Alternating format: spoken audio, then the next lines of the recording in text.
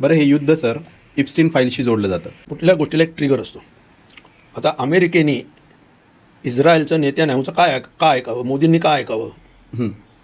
तर त्याच्या मागे जो ट्रिगर आहे ना, तो ट्रिगर हा आहे इप्स्टीन एप्स्टीन फाईल्स. म्हणजे एप्स्टीन फाईल्समुळे हे सगळं घडलं असं म्हणणं फार अतिशयोक्ती होईल, परंतु एप्स्टीन फाईलमुळे ते आत्ता घडलं हे मात्र नक्की म्हणता येईल असं म्हणजे प्रथमदर्शनी वाटतं. कारण एप्स्टीन हा जो माणूस आहे हा एक मनी लॉन्डरर, एक गुन्हेगार. हो.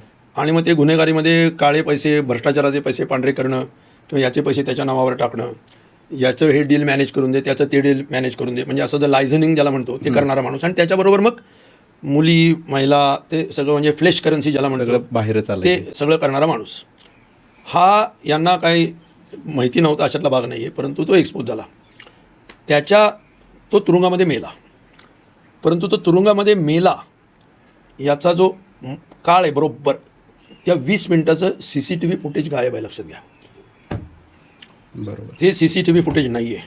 तो खरंच मेला का आणि त्याला मेलेलाच बाहेर काढला का, हा एक इन्व्हेस्टिगेशनचा विषय आहे. कारण त्यावरही अफवा आहे की तो कुठेतरी पाहायला गेलाय, जिवंत आहे कुठल्या तरी अनेक देशात. प्रकारच्या शक्यता हो. आहेत. स्पेक्युलेशन म्हणजे 20 मिनिटाचं फुटेज गायब आहे मात्र शक्य. आणि अमेरिकेतल्या जेलमधलं, लक्षात घ्या, अमेरिकेच्या रस्त्यावरचं नाही आहे, अमेरिकेच्या जेलमधलं आहे.